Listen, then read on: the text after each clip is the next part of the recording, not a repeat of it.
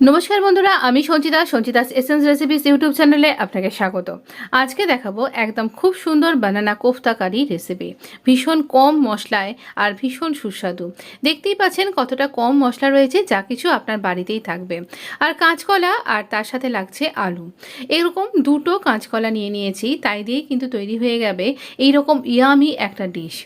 तो निरामिष दिने यदि आपनि ट्राई करछेन और भाबछेन जे कि रान्ना करबेन ताहले आपनार चिंतार आशा করতে এই রকম সুন্দর একটা বানানা কোফতা কারি বা কাঁচকলার কোফতা কারি আপনার জন্য কিন্তু হাজির। দেখতেই পাচ্ছেন এই গ্রেভিটাও কতটা ইয়ামি আর কতটা ঘন হয়েছে।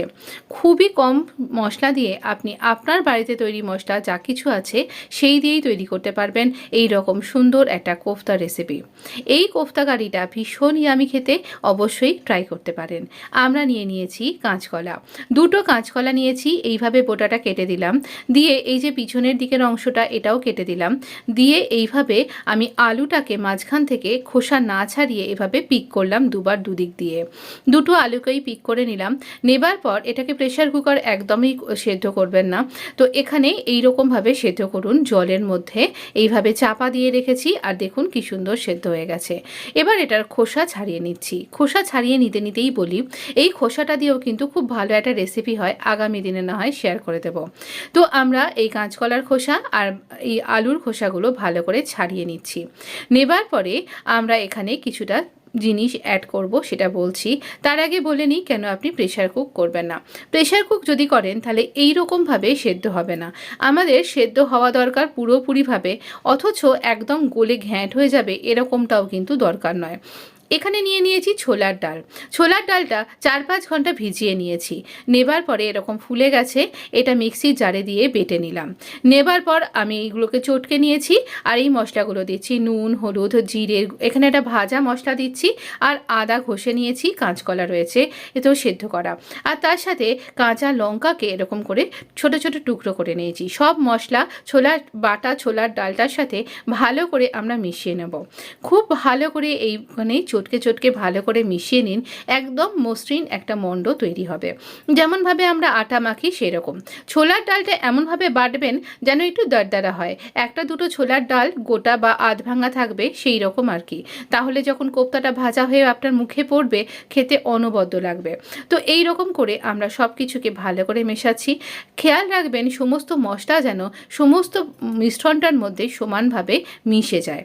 এবার আমরা কিছুটা পোর্শন এভাবে হাতে নিয়ে ছোট বলের আকারে এইরকম করে গোল গোল করে গড়ে নিচ্ছি। এরকম মসৃণ গোল করে বলটা গড়ে নিচ্ছি। নেবার পরে দেখুন এই রকম করে রাখছি, রেখে বাকি সমস্ত এরকমভাবে কোফতাগুলোকে গড়ে নিচ্ছি। এই রকম কোফতা নিরামিষ দিনের জন্য খুবই ভালো, তবে আপনি ইচ্ছা করলে এর সাথে কাঁচা পেঁয়াজকেও কুচিয়ে দিতে পারেন, তাহলেও খুব ভালো লাগবে। তো এইভাবে আমি স্যালো ফ্রাই করছি, আপনি ইচ্ছা করলে ডুবো তেলে ভাজতে পারেন বা ডিপ ফ্রাই করতে পারেন। তো এই রকম করে আমি স্যালো ফ্রাই করছি, তাতেও কিন্তু অনবদ্য খেতে হয়েছে। আরও একটা ব্যাপার, আমি এখানে হোয়াইট অয়েল ব্যবহার করেছি, আপনি ইচ্ছা করলেই সর্ষের তেলও কিন্তু ব্যবহার করতেই পারেন। তো এই রকম করে আমরা এগুলোকে খুব ভালো করে ভেজে নিচ্ছি। খুব ভালো করে এদিক ওদিক বেশ ভালো করে ভাজবেন, আর ভাজবার সময়তে আঁচটা লো টু মিডিয়াম এরকম রাখবেন, হাই ফ্লেমে ভাজবেন না, কারণ আমাদের ডালটা তো কাঁচা আছে, তো ডালটা সেদ্ধ হওয়াটাও দরকার। তো এই ধিমে আঁচে রান্না করলে খুব বেশি ক্রাঞ্চিও হবে আর আপনার ডালটাও খুব সুন্দরভাবে ভেতর থেকে কুক হয়ে যাবে, না হলে ভেতরটা না কাঁচা থেকে যাবে, খেতে ভালো লাগবে না। তো এই রকম যখন ব্রাউন হয়ে যাচ্ছে, আবার খুব বেশি পুড়িয়ে পুড়িয়ে ব্রাউন করবেন এরকমটাও করবেন না, একটুখানি লালচে ব্রাউন হবে সেই সময় আমরা এটাকে উল্টে দেব। তবে আপনি যদি খুব খরা ভাজা খেতে চান তাহলে ওই যে বললাম আপনি ডুবো তেলে ভাজতে পারেন, তাহলেও হবে। এবারে জিরে, ধনে, একটুখানি দারচিনি, ছোটো এলাচ আর 4 মগজ একসাথে গুঁড়ো করে নিয়ে টমেটো, আদা আর লঙ্কা দিয়ে একটা পেস্ট বানিয়ে নিলাম। নেবার পরে এইখানে কোফতাগুলো আমার ভাজা হয়ে গেছে আর এরকম করে আমি এটাকে তুলে নিচ্ছি। ভাজা কোফতাও না ডাল দিয়ে খেতে ভীষণ ভালো লাগে, বা শুকনো ভাতে মেখে খেতেও কিন্তু কোফতা খুব ভালো লাগে, তাই আপনি চায়ের সাথে টা হিসেবেও ব্যবহার করতে পারেন। এখানে আমরা জিরে নিয়েছি, হিং নিয়েছি আর তেজপাতা দিয়ে ফোড়নটার ভালো গন্ধ উঠলেই আমি দিলাম এই মশলা বাটার পেস্টটা, আর নুন, চিনি আর হলুদ দিয়ে ভালো করে মশলাটা কষিয়ে নিচ্ছি। মশলাটা থেকে যখন তেল ছেড়ে যাবে সেই সময় আমরা জল দেব। তার আগে পর্যন্ত খুব ভালো করে কষিয়ে নিতে হবে যেন মশলাটার কোনো কাঁচা গন্ধ না থাকে। জলটা না একটু বেশি করে দিন, কারণ কোফতা অনেকখানি ঝোলটা টেনে নেবে, তাই ভাতের সাথে মেখে খেতে গেলে তখন আপনার ঝোল কম পড়ে যাবে। তাই অবশ্য করেই কিন্তু আপনি ঝোলটা একটু বেশি দিন, মানে জলটা বেশি দিন, তাহলেও আপনার সুন্দর এইরকম একটা সুন্দর গ্রেভি টেক্সচার হবে। ফুটন্ত ঝোলের মধ্যে আমরা দিয়ে দিলাম এই কোফতা।